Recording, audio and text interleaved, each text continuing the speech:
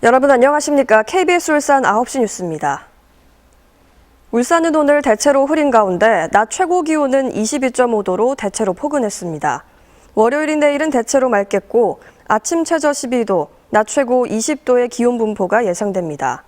울산에는 나흘째 건조주의보가 발효돼 있습니다.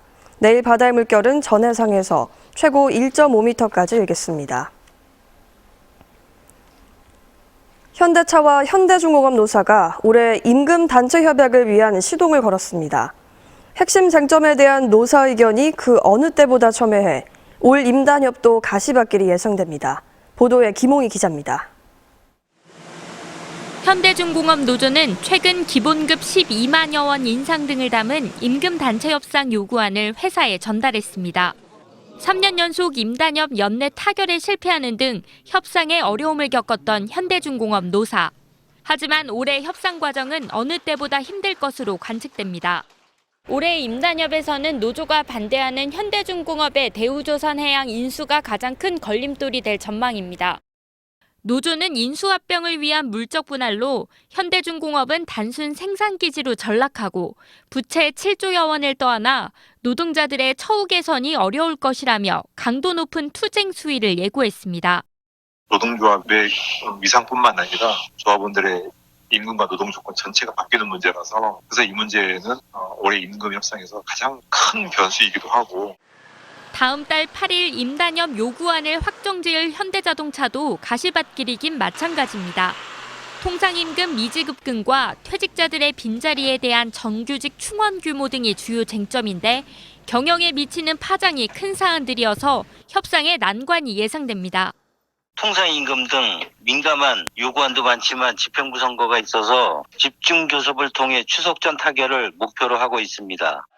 올해는 현대차와 현대중공업 모두 핵심 쟁점을 둘러싼 노사 의견차가 극심한 만큼 임단협 타결까지의 과정이 험난할 것으로 전망됩니다. KBS 뉴스 김홍입니다. 오늘 오후 2시쯤 울주군 삼남면의 공장 기자재 창고에서 불이 나 약 4시간 만에 꺼졌습니다. 인명 피해는 없었지만 560여 제곱미터 크기의 창고 안에 가연성 플라스틱 제품 등이 들어있어 소방당국이 화재 진압에 어려움을 겪었습니다. 경찰과 소방당국은 재산 피해 규모와 화재 원인을 조사하고 있습니다.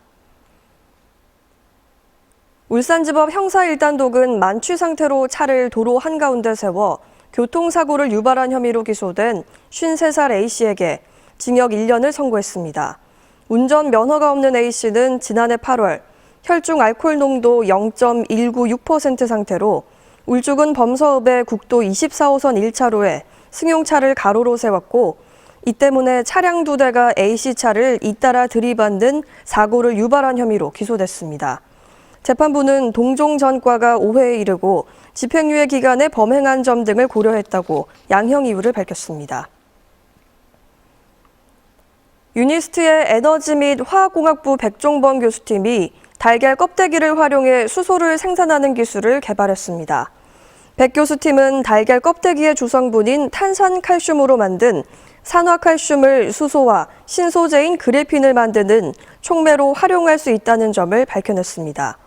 백종범 교수는 생산된 수소나 그래핀 모두 별다른 분리 과정 없이 이용할 수 있다는 점에서 경제성도 높다고 설명했습니다. 해상 원유 이송 시설인 부위의 점용료를 두고 벌어진 한국석유공사와 울산 항만공사의 갈등이 결국 법적 다툼으로 번졌습니다. 석유공사는 울산 항만공사를 상대로 사용료 부과 처분 무효 확인 소송을 제기했고 1차 변론이 최근 열린 것으로 전해졌습니다. 울산 신항 남항 방파제공사로 석유공사가 2017년 기존의 부위를 이전한 뒤 16억여 원이던 연간 점용료를 항만공사가 29억여 원으로 늘려 부과하면서 갈등이 이어지고 있습니다. 울산 뉴스를 마칩니다. 고맙습니다.